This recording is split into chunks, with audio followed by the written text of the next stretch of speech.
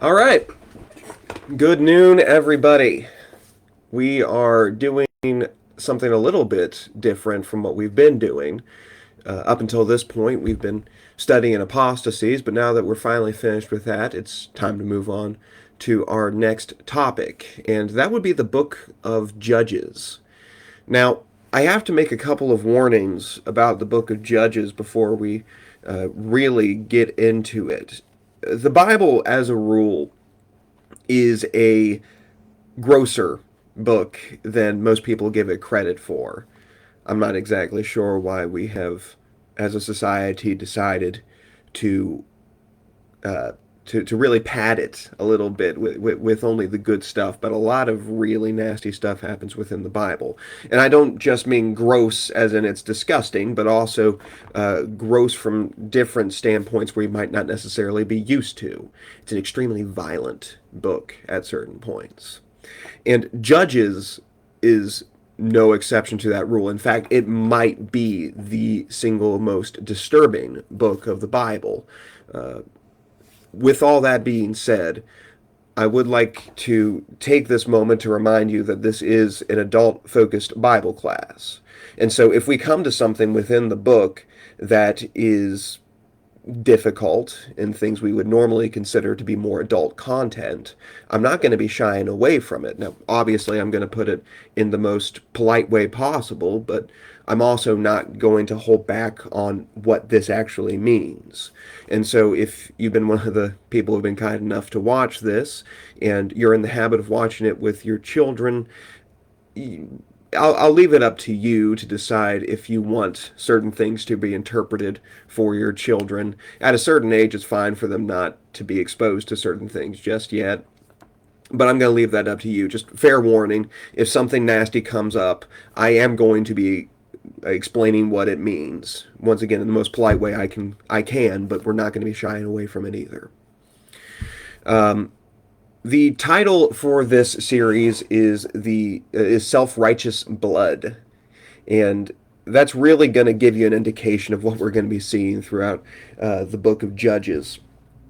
Now, a few things about Judges that we ought to keep in mind. Judges, as far as the setting goes, describes what should have been the perfect earthly kingdom.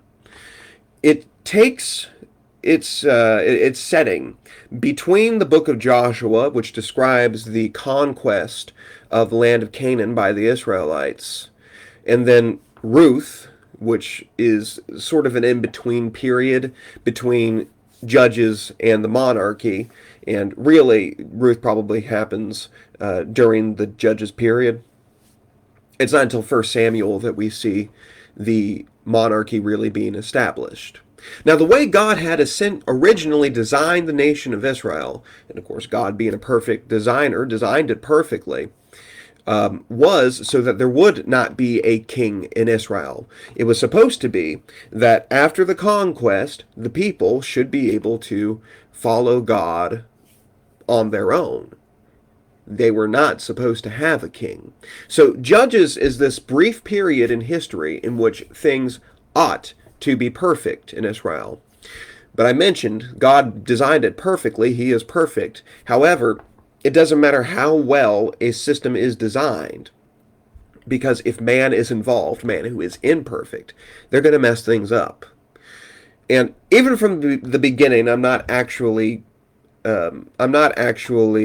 giving it the best description when I say it ought to have been perfect, because from the very beginning, they had already messed up.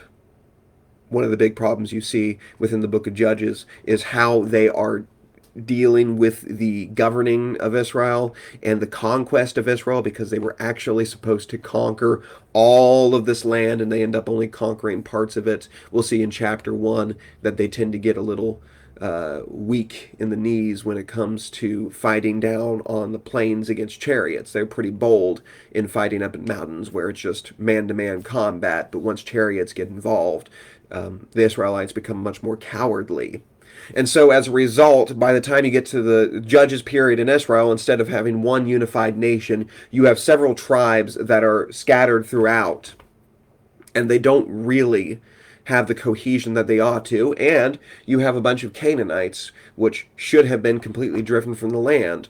They're intermittently dispersed between these tribes. So things are not looking like they ought to. And even if it was, you're still going to run into this cycle that happens again and again in Judges. The cycle looks something like this. God has blessed the Israelites, and they are doing well within the land. Once again, never quite as well as they were supposed to be, but they're doing well within the land. But because of their disobedience, they tend to go towards idolatry. Because of this, then God stops blessing them, and he brings in some other nation, either from outside of the territory of Israel or sometimes within which should be the territory of Israel, and he causes them to oppress the Israelites for some time. But because the people are oppressed, they stop thinking so worldly and they start thinking spiritually again, and they turn back to God. When they turn back to God, God raises up a judge. And this judge is going to deliver the Israelites out of the hands of their oppressors. And usually for about one generation, they're going to continue to obey God. However, they're going to stop around the next generation who didn't know about the oppression, and the cycle starts all over again. So very quickly, the cycle is prosperity, apostasy, punishment, and deliverance. And that cycle happens again in Judges. And so the purpose of the book is to really warn of the disobedience.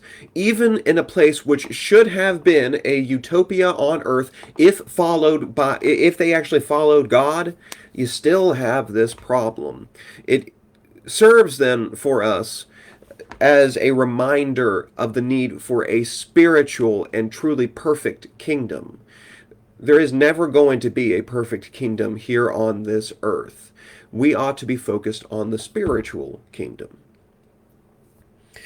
Now, we ought to ask ourselves, before going any further, what actually is a judge? When you hear the word judge, you might be thinking of some person in a black robe, and they got the gavel and, doing all that good thing. That's not really the type of judging that we see with these judges. The term that we translate judge would honestly probably be better translated as deliverer. Very rarely do they act in what we consider ways to be judges. Occasionally they do. Deborah in particular is going to act as a judge of the people.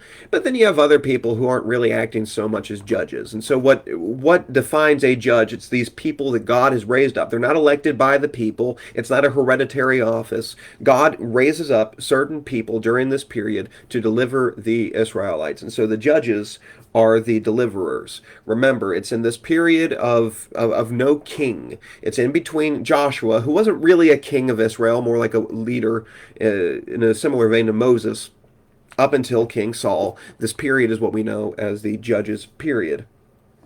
The book mentions 13 separate judges, 8 of which it tells us any sort of detail about their lives. The other 5 are just named very quickly. We don't know much about them, so we're obviously going to be focusing on the 8 judges.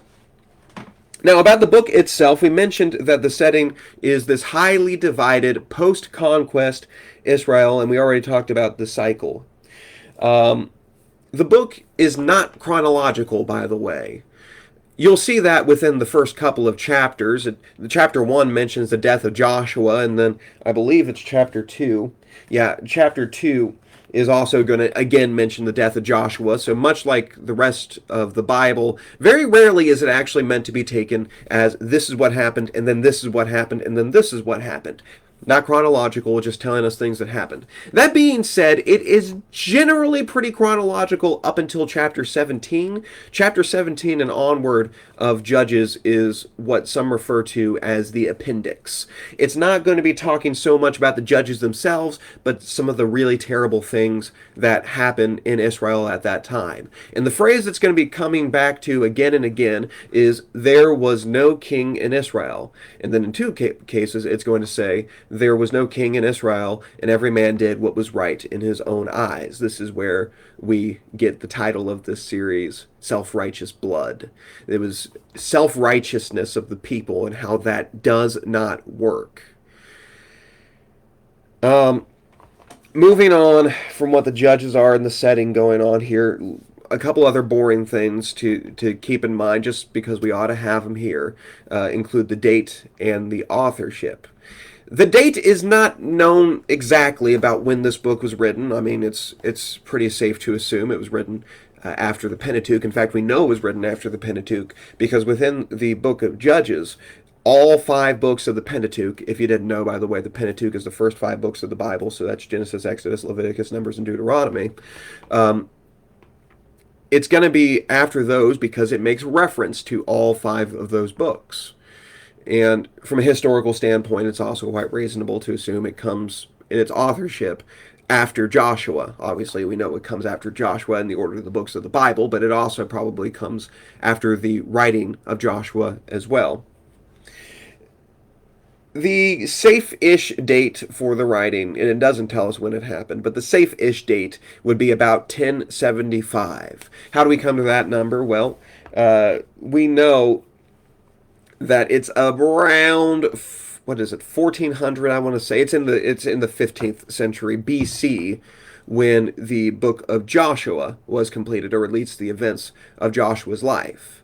And it's about 1075 BC when King Saul begins to reign, and it would seem, because Judges covers events going basically up to the point of the reign of Saul, or at least of the prophet Eli, who directly precedes Saul before Saul becomes king.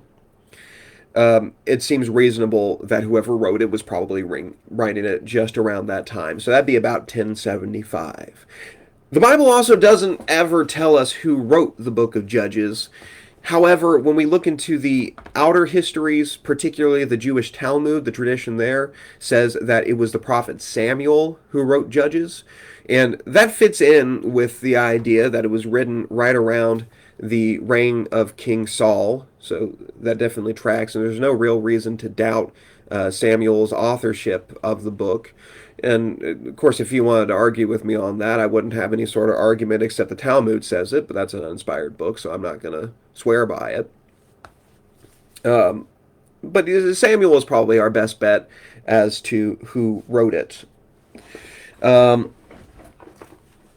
the way, besides the mention of the Pentateuch being a good indication that Judges came afterwards, this also indicates that the Pentateuch was written earlier than the late date theory. If you weren't familiar with the late date theory of the writing of the Pentateuch, one of the largest, one of the most popular theories, I should say, about the dating of the Pentateuch is that it wasn't written until relatively recently, during the Babylonian captivity of the Jews, which, one, contradicts its own claims. Of course, the Pentateuch claims to have been written by Moses. Jesus said that Moses wrote the Pentateuch, which happens about 1,000 years before the Babylonian captivity.